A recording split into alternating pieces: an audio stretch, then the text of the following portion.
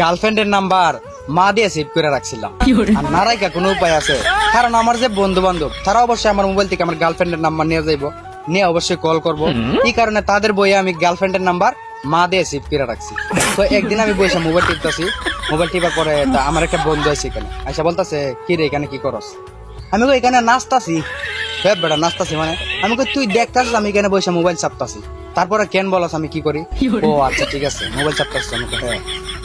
তখন আমার বন্ধুর মতলব দিয়ে বিষয় একটা ভালো না, সে বলতাছে, তো বন্ধু কয়েকবার তোদের বাড়িতে গেছিলাম না? আমি কহ গেছিলি।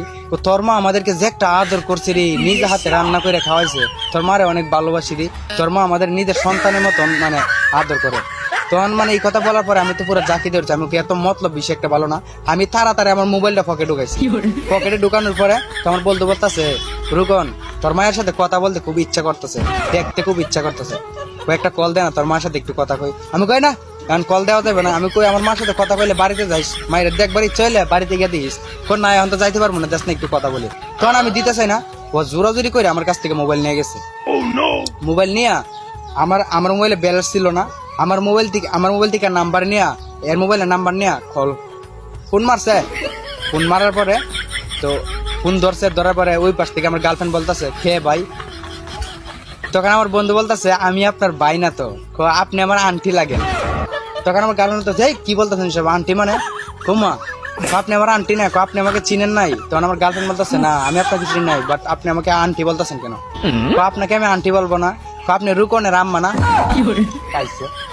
আমার গার্লফ্রেন্ডে কয় আমি বিলে, আমার গার্লফ্রেন্ড বিলে আমার আম্মা, মিজাজটা খারাপ হয়ে যায় না? তখন আমি আর কি চুপ কর এখন না কথা কইলি।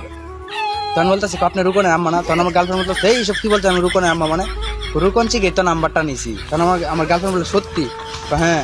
রুকন কি বলছে আমাকে আম্মা বলতে? আম্মা আপনি রুকনের আম্মা লাগেন? আমি তো জানি আপনি আমার আন্টি, আপনি রুকনের আম্মা। তখন আমার গার্লফ্রেন্ড বলতেছে, এখানে কি রুকন আছে? হ্যাঁ রুকন তো আছে, থাকবে না কেন? তখন আমার বন্ধু বলে, আন্টি আপনি ভালো আছেননি? তখন আমার গার্লফ্রেন্ড বলে, তোর ভালোর গোষ্ঠী মারে আগে রুকনের কাছে দে। তখন আমার বন্ধু বলতেছে, কিরে তোর মা এক তো রাইগা গেল। আর একটা কথা, মোবাইলটা দূরে নিয়ে বলতেছে, তোর মার কোন পায়ে তো চিকন করে মেয়েদের মতো, আমি কি তোর জুতা দিয়ে বাইরে আমার পরে কইতেছে তোর সাথে কথা কইতে চাইতেছে। আমি কই দে কথা না কই তো ভাই নাই।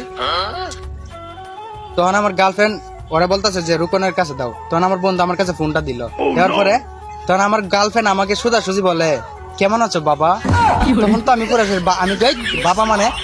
তারপরে আমার গার্লফ্রেন্ড বলে, তুমি আমাকে আম্মা ডাকতে পারো, আমি তোমাকে বাবা ডাকতে পারবো না? লো টেলা।